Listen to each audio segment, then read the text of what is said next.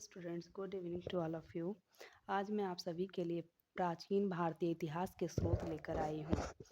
Means कि प्राचीन भारतीय इतिहास के स्रोत किन किन चीज़ों से हम इतिहास के बारे में जानते हैं उसे ही हम स्रोत कहते हैं।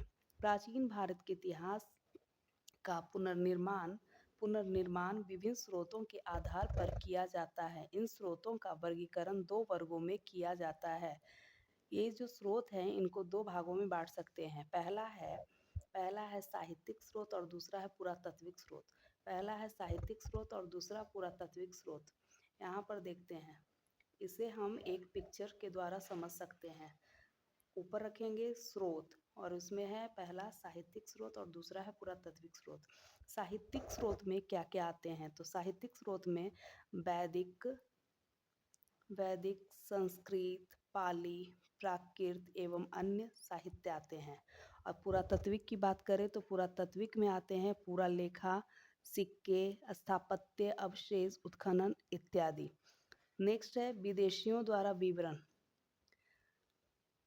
और इसी में है साहित्यिक स्रोत में विदेशियों द्वारा विवरण भी है। साहित्यिक स्रोत को पहले देखते हैं।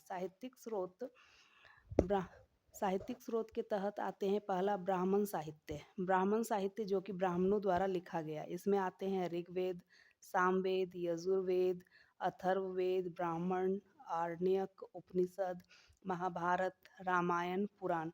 ये सारे जो है साहित्यिक स्रोत के अंतर्गत आते हैं। दूसरा है बौद्ध साहित्य। बौद्ध साहित्य में विनय पिटक, सूत पिटक, अभिधम पिटक, महावंश, दीपवंश, ललित विस्तार, दिव्यावदान, बुद्ध चरित, जिसको कि अश्वघोष या महाविभाष, वसुमित्र जातक आदि आते हैं। नेक्स्ट है जैन ग्रंथ। जैन ग्रंथ में आते हैं कल्पसूत्र, भगवती सूत्र, आचारांग सूत्र आदि। ऐतिहासिक साहित्य स्रोत में आते हैं राजतरंगिणी जो कि कलहन द्वारा लिखा गया, पृथ्वीराज रासो जो कि चंद्रवरदाई द्वारा लिखा गया, हरिश्चरित जो कि बाणभट्ट, मुद्रा राचस जो कि विशाखा दत्त द्वारा लिखा गया, अर्थशास्त्र कौटिल्य द्वारा, अभिज्ञान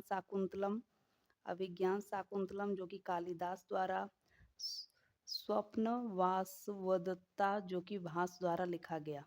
नेक्स्ट देखते हैं राजाओं द्वारा रचित साहित्य। राजाओं द्वारा रचित साहित्य के अंतर्गत आते हैं हाल जो कि सातवाहन वंश के थे, गथा सप्तशती। नेक्स्ट है महेंद्र वर्मन जो कि पल्लव राजवंश के थे, वे थे मत विलास प्रहसन लिखे थे। हर्षवर्धन ने रत्नावली,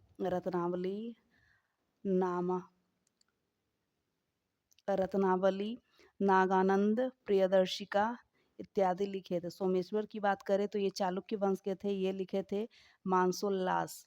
नेक्स्ट है साहित्यिक स्रोत ग्रंथ के तहत आते हैं कलहन की राजतरंगिणी जो संस्कृत भाषा में है। पहली बार ऐतिहासिकता की झलक इसी ग्रंथ से मिलती है। नेक्स्ट है महावंश व दीपवंश बौद्ध ग्रंथ, दक्षिणी बौद्ध मत के ग्रंथ हैं। ये जो हैं महावंश और दीपवंश जो बौद्ध ग्रंथ हैं और दक्षिणी बौद्ध मत के ग्रंथ हैं। नेक्स्ट ललित विस्तार जो है बौद्ध ग्रंथ की रचना नेपाल में हुई थी। ललित विस्तार जो है बौद्ध ग्रंथ, इसकी जो रचना है वह नेपाल में हुई थी। नेक्स्ट है पाणिनि ने पहले संस्कृत व्याकरण अष्टाध्यायी की रचना की थी।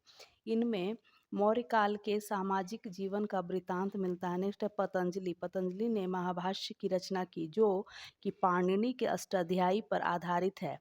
ऐतिहासिक महत्व के प्रथम ग्रंथ की रचना हर्ष के दरबारी कवि बाणभट्ट और हर्षचरित के रूप में की जाती है। अर्थशास्त्र जो कौटिल्य, चालुक्य या विष्णुगुप्त ने लिखी, मौर्यकालीन राजव्यवस्था का चित्रण करती है।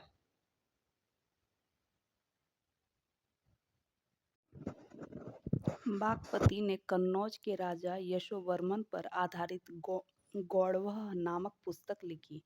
विभिन्न राजाओं के जीवन पर आधारित कुछ अन्य रचनाएं हैं हेमचंद्र का कुमारपाल चरित, न्यायचंद्र का हमीर काव्य, पद्मगुप्त का नवसाहसांक चरित, बिलाल का भोज प्रबंध आदि। तमिल में लिखी राजकीय जीवन चरितों में से नंदी कलम्बकम, पल्लव शासक नंदीवर्मन तृतीय की प्रशस्ति है। आज के लिए बस इतना ही। विदेशियों द्वारा विवरण जो है मैं नेक्स्ट एपिसोड में लेकर आऊँगी। अगर आपको ये वीडियो पसंद आई हो तो आप मेरे वीडियो को लाइक, शेयर और मेरे चैनल को सब्सक्राइब करना ना भूलें। मेरे चैनल का नाम है ब्रेन बूस्ट। Thank you.